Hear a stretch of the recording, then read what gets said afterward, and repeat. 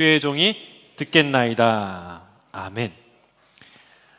에베소서는 교회에 관한 이야기입니다. 그런데 갑자기 부부의 이야기가 나오고 또 그 다음엔 자녀에 관한 이야기가 등장합니다. 무슨 말일까요? 참된 교회는 가정으로 연결된다는 뜻입니다. 가정도 교회의 한 부분이라는 거죠. 진정한 교회는 가정까지 변화되어야 된다는 말입니다. 우리가 진정한 교회인지는 가정에서 드러나게 됩니다. 교회에서 행동하는 모습과 가정에서 행동하는 모습이 다르지 않아야 됩니다. 교회나 가정에서 우리는 동일한 성도요, 동일한 주님의 제자로 살아야 한다는 뜻입니다. 우리가 지지난주죠. 성령 충만한 삶. 그래서 흘러가는 크로노스의 시간 가운데 카이로스의 시간, 하나님의 기회의 시간을 건져내는 그런 구원하는 그런 삶을 살아야 하는데, 근데 그 삶을 교회에서는 2시간 살지만 집에서는 일주일 내내 산다는 거예요. 그러니까 우리가 그 성령 충만한 삶이 어디서 드러나야 되는지, 교회에 2시간 우리는 자신을 거룩한 척 할 수는 있어요. 그러나 가정에서는 그렇게 할 수 없다는 거예요. 여러분, 우리의 성령 충만함은 반드시 가정에서 드러나야 될 줄 믿습니다. 특히 오늘은 그리스도의 사랑으로 하나 되는 아내와 남편의 관계에 대하여 말합니다. 오늘 말씀이 선포될 때 우리 교회의 모든 가정, 특히 모든 부부가 그리스도의 은혜와 사랑 안에서 하나가 되고 더욱 하나가 되는 역사가 일어나기를 주의 이름으로 축복합니다. 아멘. 자, 22절을 읽겠는데 제가 먼저 우리 남성 성도들에게 주의를 드립니다. 이 구절을 남편들이 아멘으로 화답하지 않으시길 바랍니다. 후에 아멘할 기회를 드리겠습니다. 근데 많은 남성 성도들이 이 말에 아멘한다는 거예요. 그러면 안 되고요. 이 구절은 모든 아내들이 아멘해야 되는 말씀이에요. 자, 함께 읽겠습니다. 22절 시작. 아내들이여 자기 남편에게 복종하기를 주께 하듯 하라. 자, 아멘. 훌륭하십니다. 아멘하기 어려운 말씀이잖아요. 그렇죠? 오늘 이 본문은 그 22절부터 33절까지 굉장히 흥미롭게 구성된 본문이에요. 당시에는 이런 개인 성경책이 없었잖아요. 그러니까 이 글이 교회에서 공동체가 모인 자리에서 낭독이 되었습니다. 그러니까 남편들이 있는 자리에서 이 구절을 읽었던 거예요. 그리고 뒷부분도 마찬가지로 아내들이 있는 자리에서 이 말씀을 한 거죠. 아마 그때에도 이 22절을 읽을 때 많은 남자들이 아멘 했을 거예요. 내지는 고개를 끄덕끄덕거렸을 거예요. 깊이 공감했을 거예요. 하지만 그런 남편들이 25절 이하를 읽으면서 절망 혹은 자숙하지 않을 수 없었을 거예요. 반대로 22절을 읽으면서 절망했던 그런 여성들은 25절 이하의 탄성을 지를 만큼 행복에 겨워하는 표정이 터져 나왔을 것입니다. 마치 이 본문은 롤러코스터를 타는 듯한 그런 극적인 대비를 통해서 남편과 아내가 하나 되고 교회와 그리스도가 하나 되는 신비가 얼마나 실제적인 것인지, 놀라운 것인지를 우리에게 보여주고 있다는 사실입니다. 성경은요, 참 받아들이기 어려운, 이해하거나 붙들기 어려운 이야기를 우리에게 해줍니다. 신비와 역설로 가득합니다. 생각해 보세요. 우리가 믿는다고 하는데 어떻게 예수님이 사람인 동시에 하나님이냐고요. 100% 하나님이면서 100% 인간일 수 있냐고요. 믿어지세요? 이해가 되세요? 또 여러분, 우리가 죄인이면 죄인이었지 또 의인이면 의인이었지 어떻게 죄인이면서 또 의인인가요? 이게 이해가 되십니까? 또 하나님이 한 분이면 한 분이고 세 분이면 세 분이셨지 왜 한 분이면서 또 세 분이냐고요. 이게 이해가 되냐는 거예요. 받아들일 수 있냐는 거예요. 성경은 이런 신비와 역설로 가득해요. 근데 이 이해할 수 없는, 받아들이기 어려운 신비와 역설은 성경이 허구라는 증거가 아니라 그 반대의 증거라는 거예요. 오히려 말로 다 표현할 수 없이 아름답고 역동적인 우리의 실제의 삶을 입체적으로 보여주는 증거들이라는 거예요.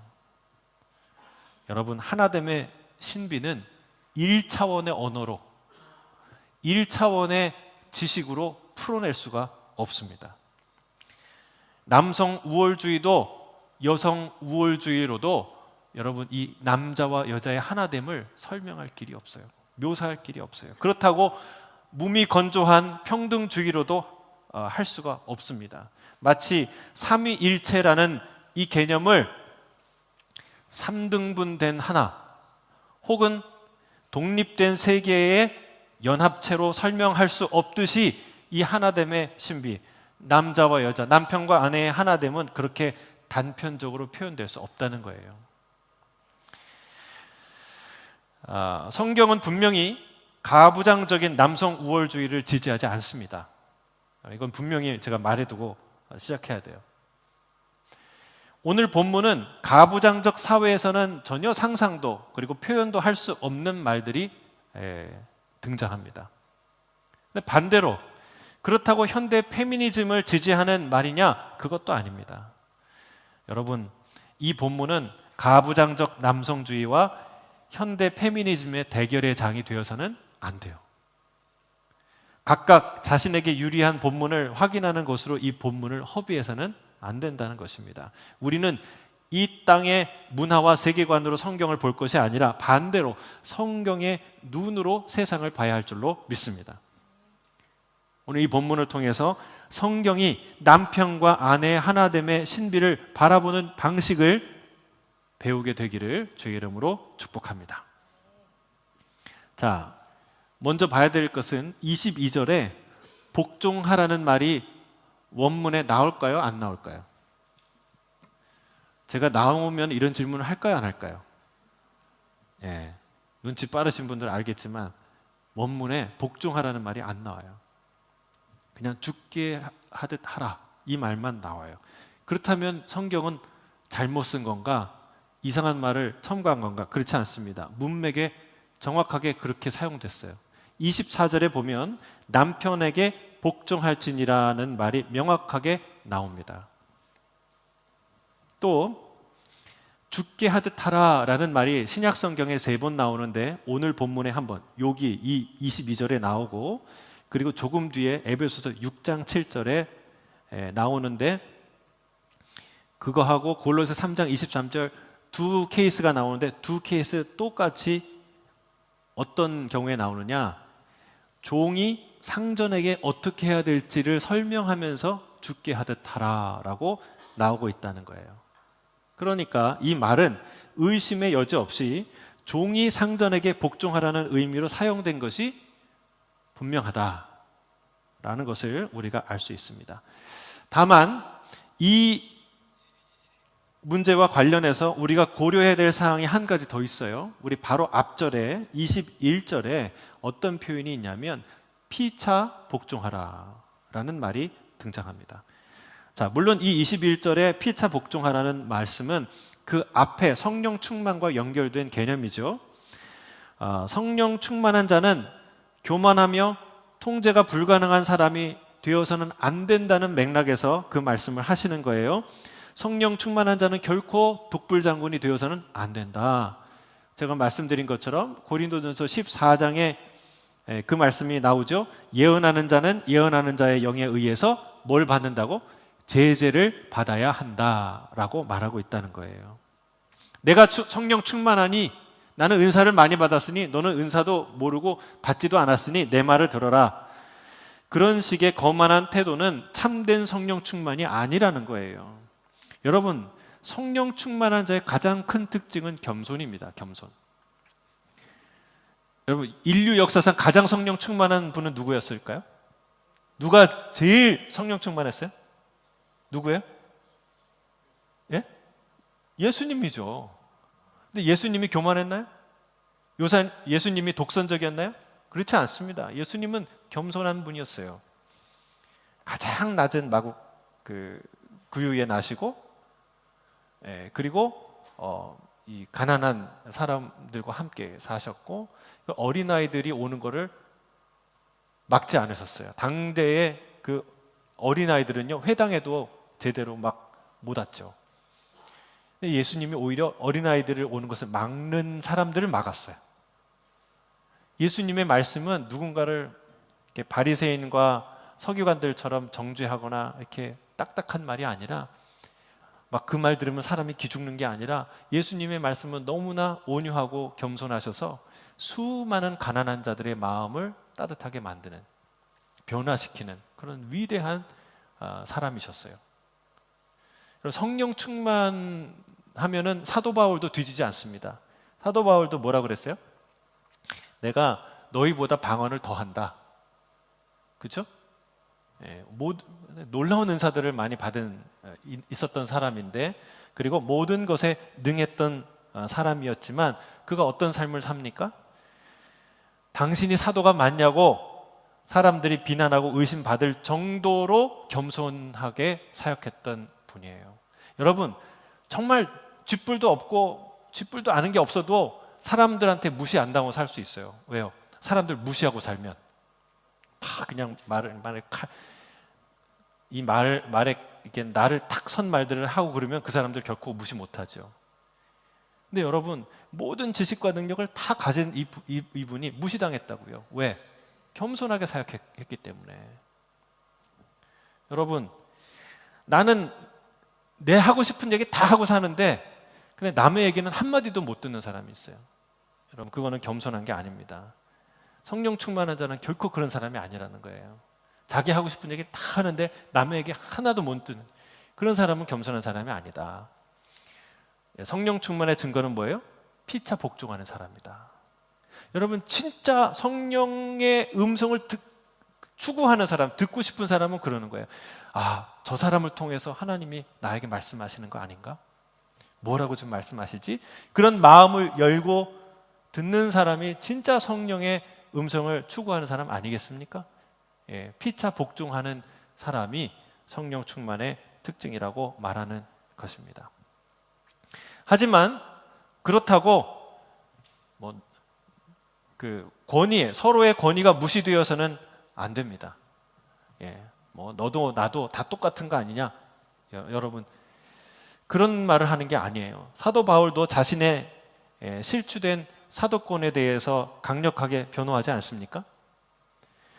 피차 복종해야 된다고 하면서 남의 권위를 무시하는 것은 하나 되는 길이 아니에요. 성경에서 말하는 하나 되는 길은 그런 거 아닙니다.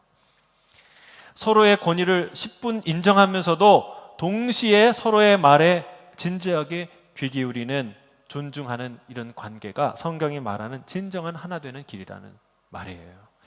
이런 방식이 어디에도 적용된다? 부부 사이에도 적용돼야 한다. 그런 맥락에서 21절은 22절로 이어지고 있다는 사실입니다. 사랑하는 성도 여러분, 이 본문을 딱 우리가 읽을 때, 오늘은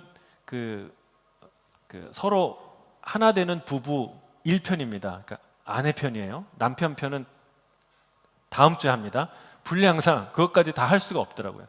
그럼 대충 해야 되겠더라고요. 그러니까 이번에는 1편인데 여성들이요, 특히 그 마음의 모든 선입견과 방패를, 두려움을 다 내려놓고 이 말씀 대하시길 바랍니다. 많은 생각이 드는 거 압니다. 왜냐하면 남편 상태가 다 고르지 않아요. 그렇죠? 다 저마다 달라요. 그래서 이 말을 내가 설마 우리 남편은 예배겠지, 그러지 말고 들으시라는 거예요. 그러니까 성경이 남편에 대해서 어떻게 생각하는가, 어떻게 생각하고 대하는 게 성경의 길인가를 먼저 우리가 마음을 열고 들어야 한다는 거예요. 여러분, 하나님의 길은 세상의 길, 우리가 생각하는 최고의 길보다 훨씬 더 높은 길이에요. 훨씬 고상하고 훨씬 아름답고 훨씬 현명하고 훨씬 인격적인, 또 우리 모두를 살리는 길인 줄 믿습니다. 자, 성경은 먼저 아내에게 말합니다. 자기 남편에게 복종하기를 주께 하듯 하라 라고 말하고 있다는 것이죠. 다시 한번 말씀드리지만 성경은 가부장적 남성 우월주의를 지지하지 않습니다. 하지만 성경이 가부장적 남성 우월주의를 지지하지 않는다는 말이 여성들이 이 말을 읽을 때 이런 생각을 하도록 허락하는 것은 아니라는 거예요. 자기 남편에게 복종하기를 주께 복종하듯 하라 라는 말을 들으면 내가 이 인간에게 복종한다고? 예수님께 복종하듯이 해야 된다고? 지나가는 개가 웃을 일이지. 이런 마음이 들어서는 안 된다는 거예요. 굳이 을이 갑에게, 종이 주인에게, 신하가 백성에게 목숨을 걸고 알아서 기는 그런 굴욕적인 복종이 아니더라도, 그런 것이 아니더라도 남편의 머리됨에 대해서 일말의 존중감 자체가 떠오르지 않는다면 뭔가 잘못됐다는 거예요. 남편에 대해서 존중해야 되는 어떤 마음, 그런 마음 자체가 여러분 없다면 심각한 고장난 마음이라는 거예요. 병들었다는 것이죠. 성경은 남편이 아내의 머리가 되어야 된다고 말씀하십니다. 에베소서 5장 23절 같이 읽겠습니다. 시작. 이는 남편이 아내의 머리됨이 그리스도께서 교회의 머리됨과 같음이니 그가 바로 몸의 구주시니라. 여러분, 손이 머리 무시할 수 있습니다. 발도 자신의 머리를 멸시할 수 있습니다. 각각의 자유가 있다면 말이죠. 여러분, 그러나 손이 머리를 무시한다면 그게 정상입니까? 아름다운 모습입니까? 그렇지 않죠. 여러분, 아내가 남편 무시할 수 있습니다. 우리가 각각 자유로운 존재이기 때문에 그렇게 할 수는 있어요. 그러나 생각해 보세요. 자녀가 부모를 무시하는 것은 아름다운 일입니까? 왜요? 그것도 자녀의 자유 아닌가요?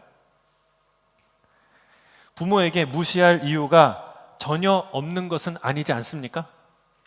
그렇죠?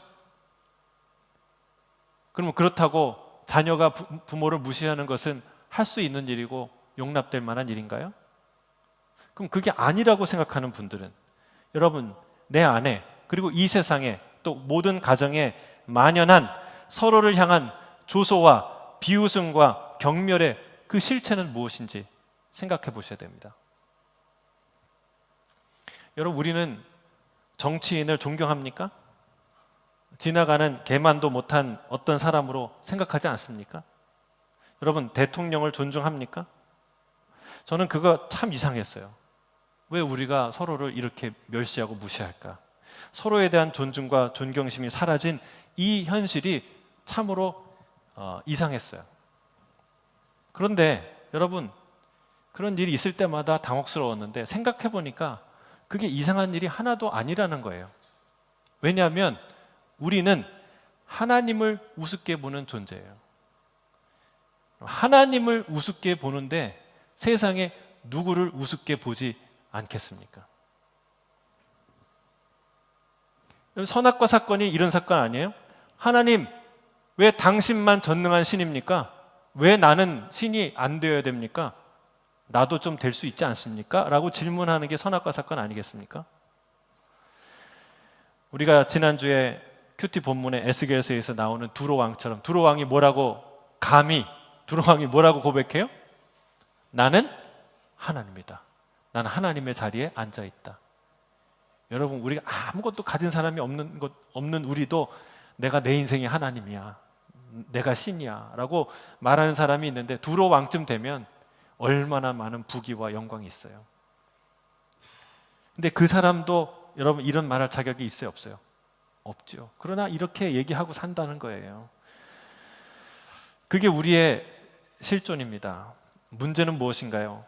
하나님의 권위를 부정한 인간이 서로의 권위를 순순히 인정할 리가 없다는 것이죠. 마지못해 하는 것이지 스스로 하지 못합니다. 여러분 회사 가서 회사의 부장, 이사, 그리고 사장님 여러분 존중하십니까?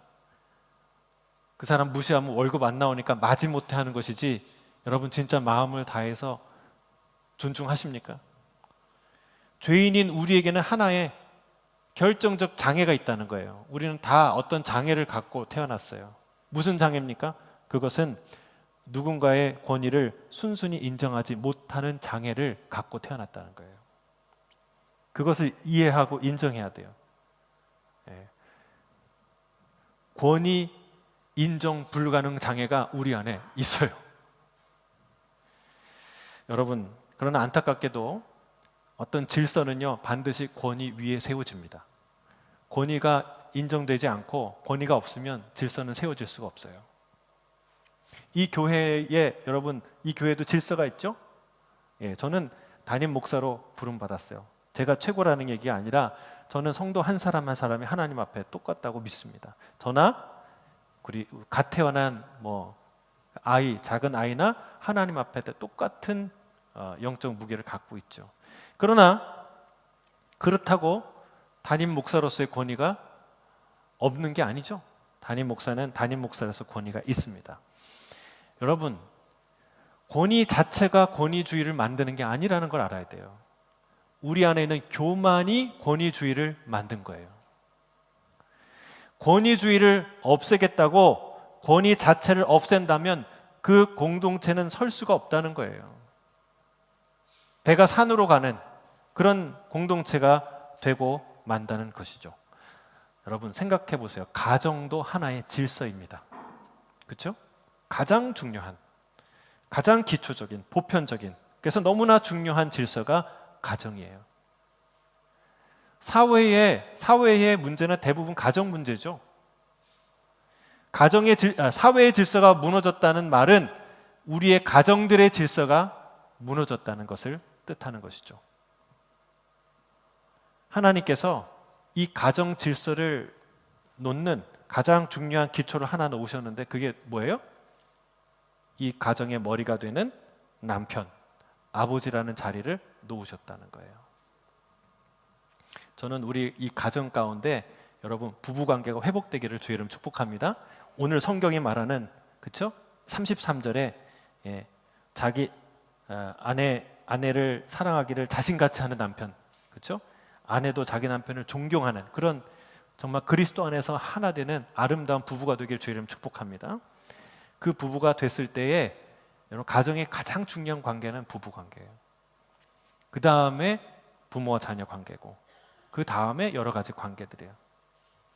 이 관계가 회복되는 게 얼마나 중요하죠. 그래서 가정에 얘기할 때 첫 번째 이 얘기가 나오잖아요, 그렇죠?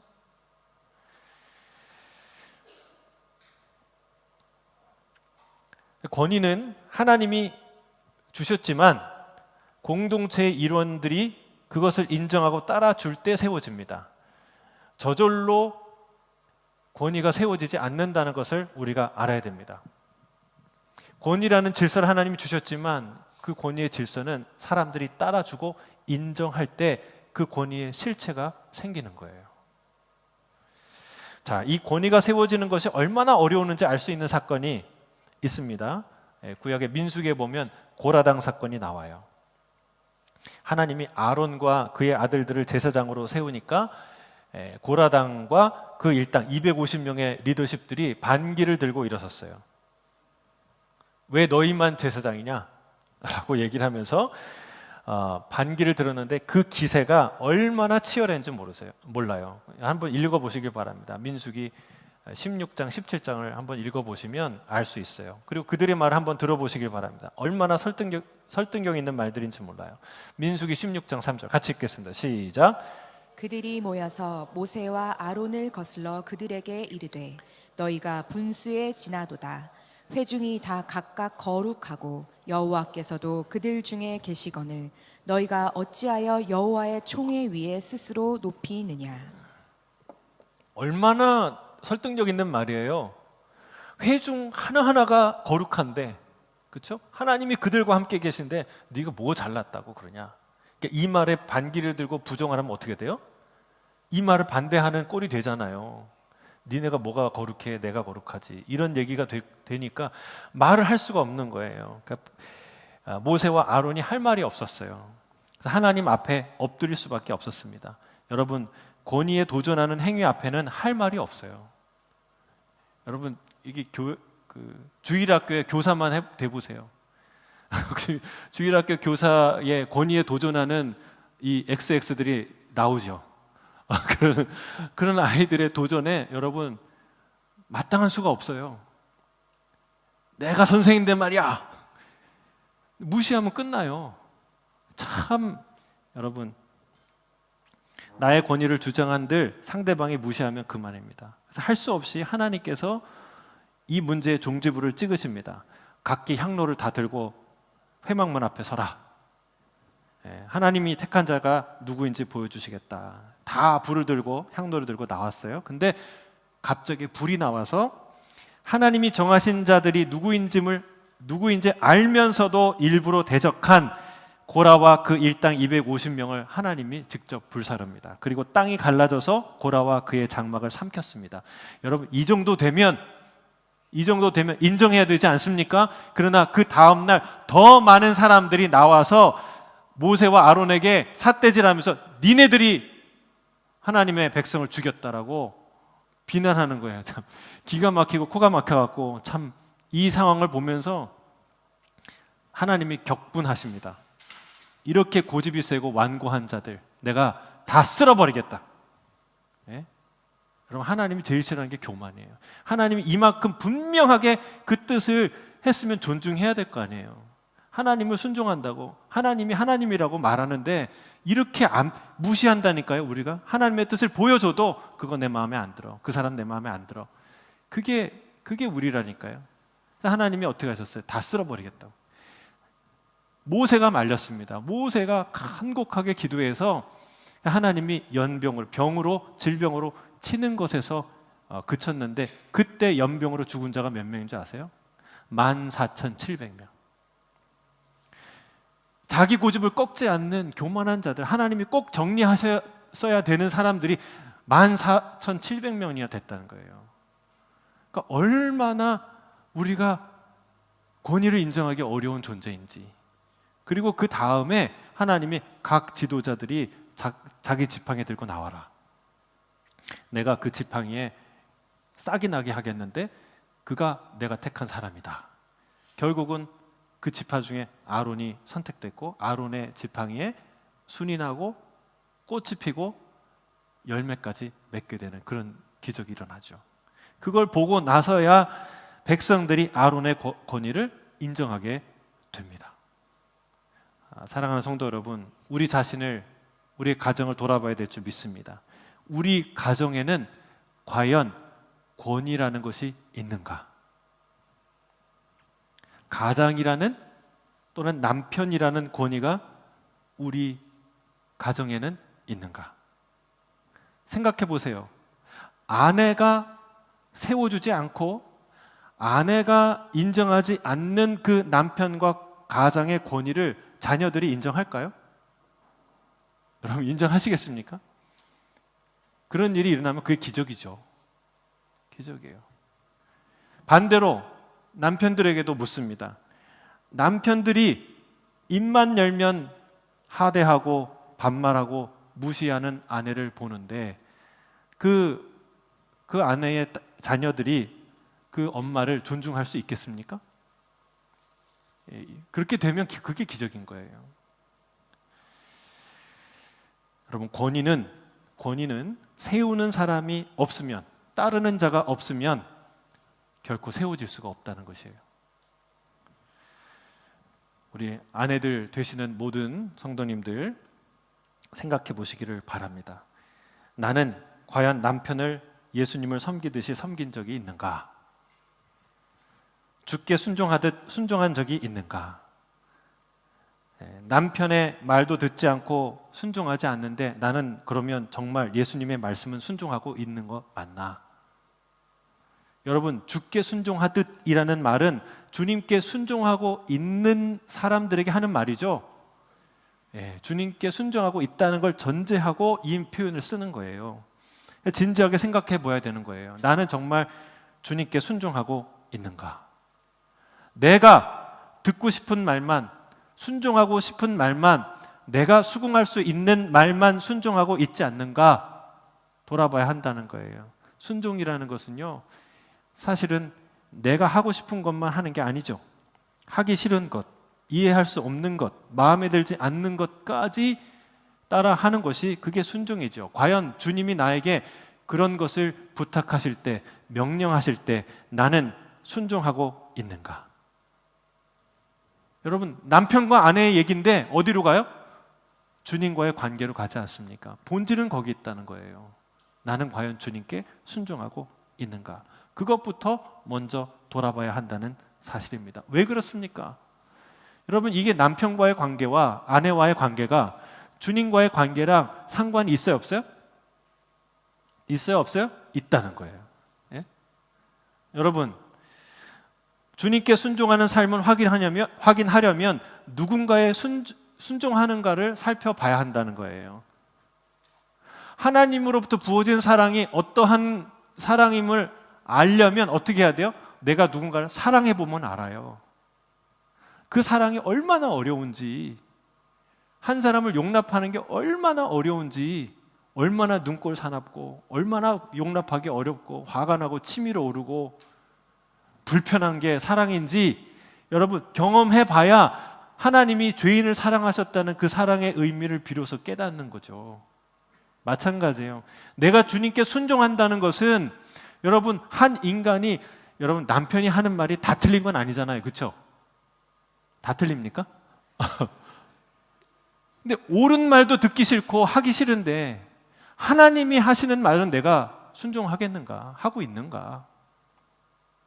여러분, 이 두 가지가 서로 밀접하게 연결되어 있다는 것이죠. 내가 듣고 싶은 것만 듣고 하고 싶은 것만 하면서 내가 주님께 순종하고 있다고 착각하는 것은 아닌지 돌아보라는 거예요. 내가 진짜 주님께 순종하고 있는가? 그래야 이걸 할 수 있어요. 자, 아내가 남편에게 순종하지 못하는 좀 더 깊은 영적 이유가 있습니다. 창세기 3장에 보면 타락한 인간, 특히 여자인 하와에게 주신 하나님의 말씀이 나옵니다. 창세기 3장 16절 같이 읽겠습니다. 시작. 또 여자에게 이르시되 내가 내게 임신하는 고통을 크게 더하리니 내가 수고하고 자식을 낳을 것이며 너는 남편을 원하고 남편은 너를 다스릴 것이니라 하시고. 네.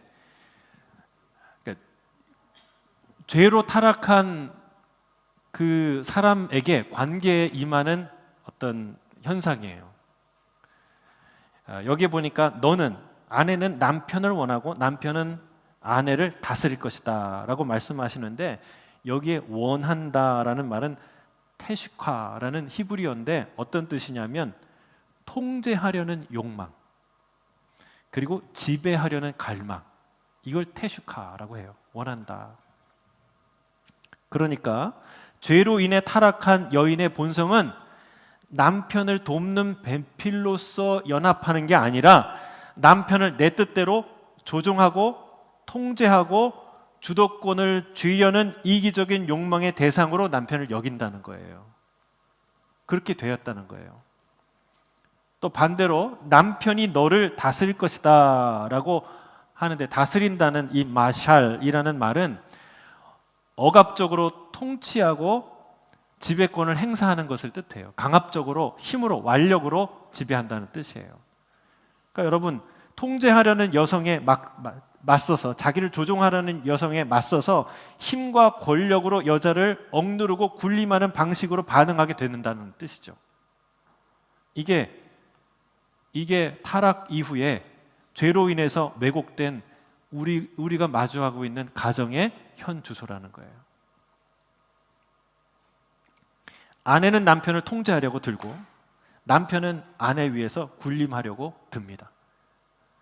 여러분, 스스로 하나님이 되겠다고 탐욕을 부른 결과가 무엇이냐면 이런 가정의 왜곡과 파괴라는 거예요. 여러분, 사랑과 존중으로 하나 되는 가정이 아니라 가정이 남편과 아내의 힘겨루기 장이 된 것이죠. 그래서 서로 그 싸움에 지쳐서 나가 떨어지고 갈등하고 아픈 것이죠. 여러분, 이게 우리 모든 가정에 임한 저주입니다. 죄로 인한 깨어진 가정의 현실이라는 것이죠. 바로 이런 가정을 치유하고 이런 남편과 아내의 관계를 회복하는 그 길이 어디에 있냐? 그것이 위대한 십자가의 복음이에요. 할렐루야. 여러분, 이 복음 안에 그 깨어진 관계를 회복하는 놀라운 능력과 비밀이 담겨 있습니다. 아내는 남편을 주께 순종하듯 존중하고 사랑합니다. 남편은 주님이 교회를 사랑하듯 아낌없이 자신을 모두 내어줍니다. 이게 복음 안에서 회복되는 관계라는 거예요. 그 전에는 자신의 목소리만 서로 높이는 가정이었는데, 여러분 부부싸움 해보세요. 뭐만 높아져요? 자기 목소리만 높아져요. 자기 옳은 것, 자기 주장, 자기 억울한 것만 계속 주장합니다. 그게 깨어진 가정의 현주소라는 거예요. 근데 그게 아니라 여러분, 서로 기꺼이 존중하고 희생하는 가정이 된다는 사실입니다. 이것이 바로 그리스도 안에서 하나가 되는 부부요 가정인 것이죠. 저는 이런 가정이 되시기를, 이런 부부가 되시기를 주의 이름 축복합니다. 근데 여기 아주 마지막으로 중요한 단서 하나가 있어요. 이렇게 깨어지고 갈등하고 힘겨루기를 하는 이 관계가 어떻게 전환되느냐? 여기 아주 중요한 비밀이 하나 있는데, 그거는 이 말이에요. 죽게 하듯 섬기라. 주님이 하시듯 사랑하라. 여러분, 여기 주님이라는 단어가 공통으로 들어가 있죠? 아내와 남편 그 사이에 주님이라는 실제적인 인격이 있는 거예요. 죽게 하듯, 그리고 주께서 하시듯 서로를 대해야 한다는 거예요. 여러분, 이 비밀을 깊이 생각하시길 바랍니다. 오늘은 아내들에 대해서 말하는 거예요. 아내들이여, 남편을 하나님이 세우신 가정의 머리로서 인정하고 존중하시기를 바랍니다. 이것이 오늘 성경이 우리에게 하시는 말씀의 내용입니다. 그러나 여기서 죽게 하듯 하라는 말씀을 잘 새기라는 말이에요. 여기에 비밀이 있어요. 앞서 말씀드렸듯이 이것은 그리스도인 종들에게 하는 말입니다. 그들이 교회에 종과 상전이 같이 교회에 나가다 보니까 이 사람은 신분은 높은데 인격은 낮은 것을 발견한 거예요. 아, 저 사람 진짜 주인이 아니다. 우리는 그리스도 안에서 다 같은 동일한 형제 자매인데 저 사람 보니까 내 발 밑에도 못 미치는 사람이다. 그리고 무시하기 시작하는 거예요. 그래서 얘기하는 거예요. 그 종들에게 그렇게 하지 말고 그 사람이 너한테 인격적으로 신앙적으로 모자라더라도 어떻게 하라는 거예요? 죽게 하듯이 섬겨라, 이 말이에요. 여러분, 이게 비밀입니다. 그 인간을 섬긴다고 생각하면 못해요. 그렇죠? 어떻게 섬겨요? 그 인간을 사랑하는 주님을 위해서 한다고 하면 할 수 있어요. 내 사랑하는 주님의 아들이고 주님의 주님의 사람이라는 것을 알면 기꺼이 섬길 수 있어요. 이게 비밀이에요. 죽게 하듯 하라라는 것은 사람에게 하듯 하지 말라는 뜻이에요. 내가 그 사람을 섬기는 게 아니라 그 사람을 사랑하는 주님을 섬기는 거예요. 나의 섬김이 하나님 앞에 드리는 헌신, 사랑이 될 줄로 믿습니다. 그렇게 될 때 여러분, 우리는 기꺼이 서로를 존중하고 사랑하고 하나가 될 수 있게 되는 것입니다. 여러분, 이런 존중과 이런 사랑과 이런 하나됨이 저와 여러분 가운데, 부부 사이에, 가정 가운데 임하기를 주의 이름으로 축복합니다. 함께 기도하겠습니다. 사랑하는 주님,